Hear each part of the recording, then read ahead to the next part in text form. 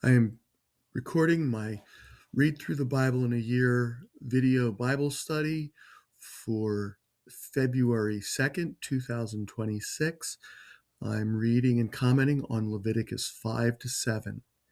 If anyone sins in that he hears a public adjuration to testify, and though he is a witness, whether he has seen or come to know the matter, yet does not speak, he shall bear his iniquity. Or if anyone touches an unclean thing, whether a carcass of an unclean wild animal, or a carcass of an unclean livestock, or a carcass of unclean swarming things, and it is hidden from him, and he has become unclean, and he realizes his guilt. Or if he touches human uncleanness, of whatever sort the uncleanness may be with which one becomes unclean, and it is hidden from him, when he comes to know of it and realizes his guilt, or if anyone utters with his lips a rash oath to do evil or to do good, any sort of rash oath that people swear, and it is hidden from him, when he comes to know it and he realizes his guilt in any of these, when he realizes his guilt in any of these and confesses the sin he has committed, he shall bring to the Lord as his compensation for the sin that he has committed a female from the flock, a lamb or a goat for a sin offering, and the priest shall make atonement for him for his sin.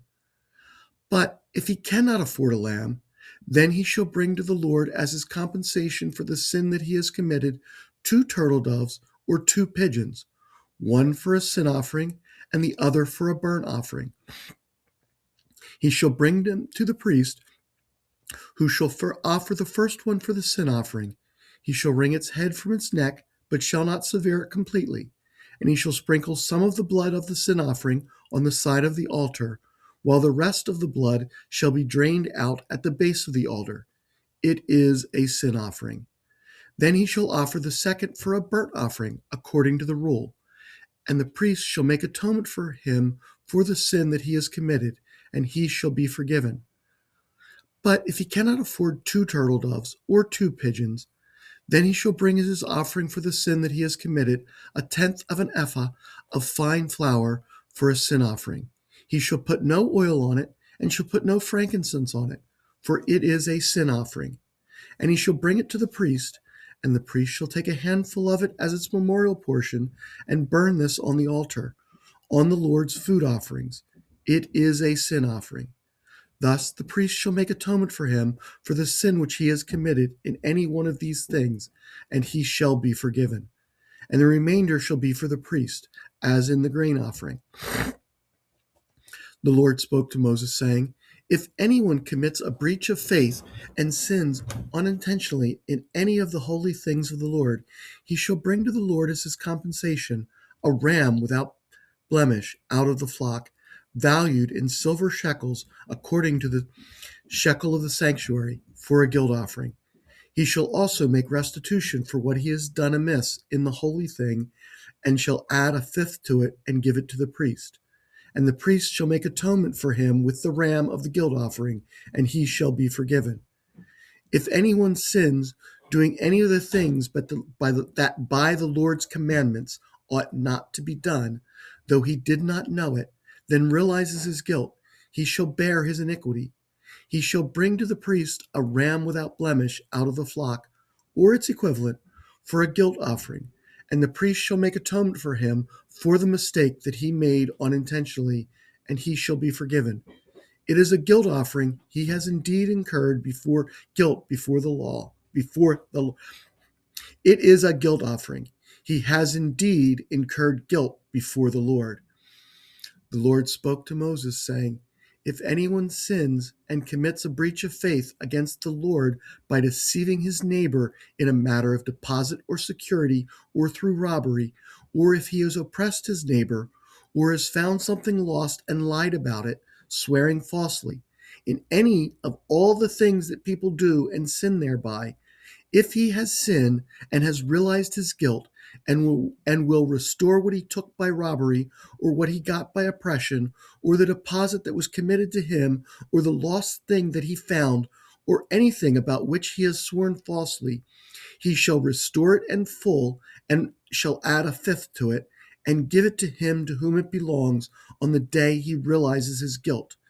And he shall bring to the priest as his compensation to the Lord a ram without blemish out of the flock, or its equivalent, for a guilt offering. And the priest shall make atonement for him before the Lord, and he shall be forgiven for any of the things that one may do and thereby become guilty. The Lord spoke to Moses, saying, Command Aaron and his sons, saying, This is the law of the burnt offering. The burnt offering shall be on the hearth on the altar all night until the morning, and on the fire of the altar shall be and the fire on the altar shall be kept burning on it. And the priest shall put on his linen garment and put his linen undergarment on his body, and he shall take up the ashes to which the fire has reduced the burnt offering on the altar and put them beside the altar. Then he shall take off his garments and put on other garments and carry the ashes outside the camp to a clean place. The fire on the altar shall be kept burning on it. It shall not go out. The priest shall burn wood on it every morning, and he shall arrange the burnt offering on it, and shall burn on it the fat of the peace offerings. Fire shall be kept burning on the altar continually. It shall not go out. And this is the law of the grain offering. The sons of Aaron shall offer it before the Lord in front of the altar. And one shall take from it a handful of the fine flour of the grain offering and its oil, and all the frankincense that is on the grain offering, and burn this as its memorial portion on the altar, a pleasing aroma to the Lord. And the rest of it Aaron and his sons shall eat. It shall be eaten unleavened in a holy place. In the court of the tent of meeting they shall eat it. It shall not be baked with leaven. I have given it as their portion of my food offerings. It is a thing most holy, like the sin offering and the guilt offering. Every male among the children of Aaron may eat of it, as decreed forever throughout your generations, from the Lord's food offerings. Whatever touches them shall become holy. The Lord spoke to Moses, saying, This is the offering that Aaron and his sons shall offer to the Lord on the day when he is anointed, a tenth of an ephah of fine flour as a regular grain offering, half of it in the morning and half of it in the evening. It shall be made with oil on a griddle. You shall bring it well mixed in baked pieces like a grain offering, and offer it for a pleasing aroma to the Lord. The priest from among Aaron's sons, who is anointed to succeed him, shall offer it to the Lord as decreed forever. The whole of it shall be burned. Every grain offering of a priest shall be wholly burned. It shall not be eaten. The Lord spoke to Moses, saying, Speak to Aaron and his sons, saying, This is the law of the sin offering. In the place where the burnt offering is killed, shall the sin offering be killed before the Lord. It is most holy. The priest who offers it for sin shall eat it. In a holy place it shall be eaten, in the court of the tent of meeting. Whatever touches its flesh shall be holy, and when any of its blood is splashed on a garment, you shall wash that on which it was splashed in a holy place. And the earthenware vessel in which it is boiled shall be broken. But if it is boiled in a bronze vessel, that shall be scoured and rinsed in water. Every male among the priests may eat of it. It is most holy. But no sin offering shall be eaten from which any blood is brought into the tent of meeting to make atonement in the holy place. It shall be burned up with fire. This is the law of the guilt offering. It is most holy. In the place where they kill the burnt offering, they shall kill the guilt offering, and its blood shall be thrown against the sides of the altar, and all its fat shall be offered, the fat tail, the fat that covers the entrails, the two kidneys with the fat that is on them at the loins, and the long lobe of the liver that he shall remove with the kidneys. The priest shall burn them on the altar as a food offering to the Lord. It is a guilt offering. Every male among the priests may eat of it. It shall be eaten in a holy place. It is most holy. The guilt offering is just like the sin offering. There is one law for them. The priest who makes atonement with it shall have it, and the priest who offers any man's burnt offering shall have for himself the skin of the burnt offering that he has offered, and every grain offering baked in the oven, and all that is prepared on a pan or a griddle shall belong to the priest who offers it. And every grain offering mixed with oil or dry shall be shared equally among all the sons of Aaron. And this is the law of the sacrifice of peace offerings that one may offer to the Lord. If he offers it as a thanksgiving, then he shall offer with a thanksgiving sacrifice unleavened loaves mixed with oil, unleavened wafers smeared with oil, and loaves of fine flour well mixed with oil. With the sacrifice of his peace offerings for thanksgiving, he shall bring his offering with loaves of leavened bread. And from it he shall offer one loaf from each offering as a gift to the Lord. It shall belong to the priest who throws the blood of the peace offerings, and the flesh of the sacrifice of his peace offerings for thanksgiving shall be eaten on the day of his offering. He shall not leave any of it until the morning. But if the sacrifice of his offering is a vow offering or a free will offering, it shall be eaten on the day that he offers his sacrifice, and on the next day what remains of it shall be eaten. But what remains of the flesh of the sacrifice on the third day shall be burned up with fire. If any of the flesh of the sacrifice of his peace offering is eaten on the third day, he who offers it shall not be accepted, neither shall it be credited to him. It is tainted, and he who eats of it shall bear his iniquity. Flesh that touches any unclean thing shall not be eaten. It shall be burned up with fire. All who are clean may eat flesh, but the person who eats of the flesh of the sacrifice of the Lord's peace offerings while an uncleanness is on him, that person shall be cut off from his people. And if anyone touches an unclean thing, whether human uncleanness or an unclean beast or any unclean detestable creature, and then eats some flesh from the sacrifice of the Lord's peace offering, that person shall be cut off from his people. The Lord spoke to Moses, saying, Speak to the people of Israel, saying, You shall eat no fat of ox or sheep or goat, the fat of an animal that dies of itself, and the fat of one that is torn by beasts may be put to any other use, but on no account shall you eat it.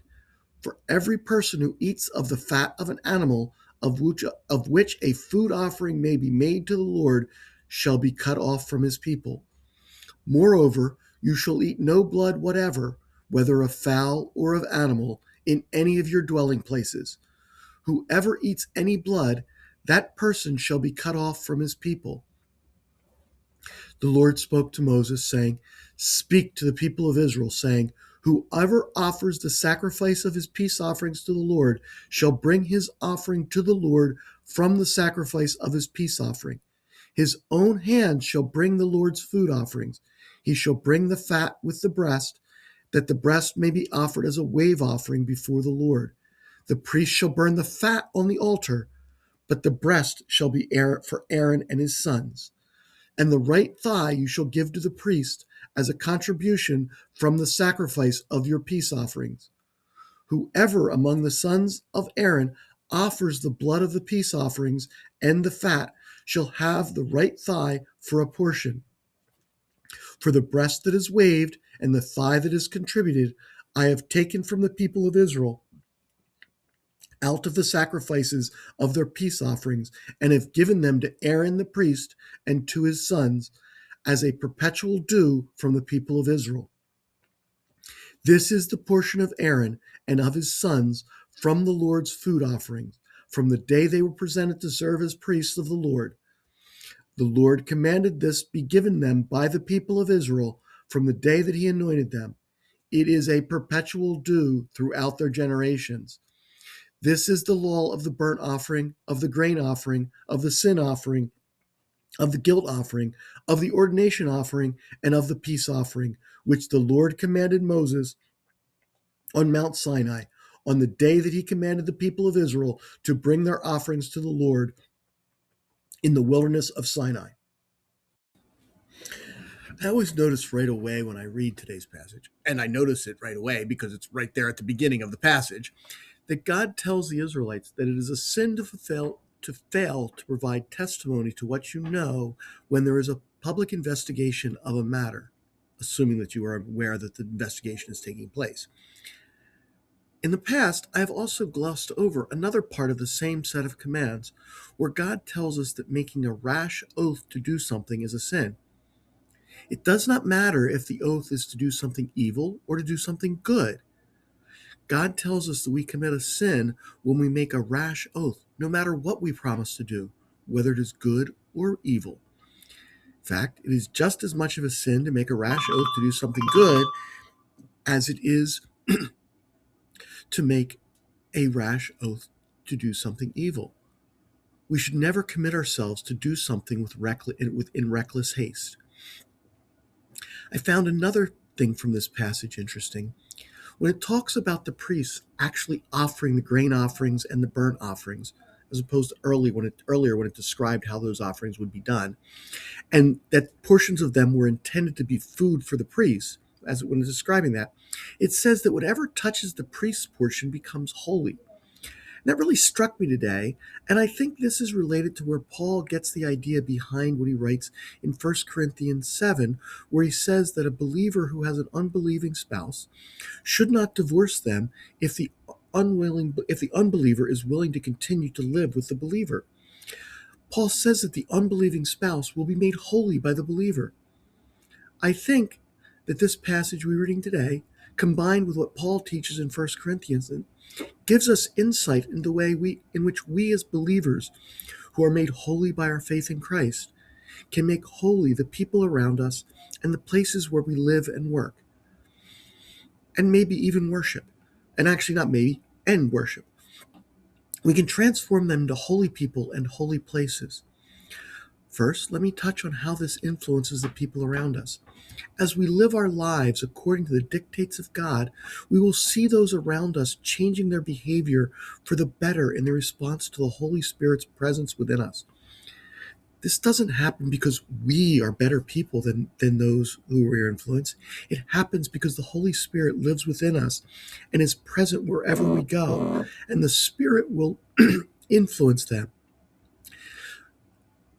He makes every place we are holy, transforming it into something which more clearly expresses the holiness of God.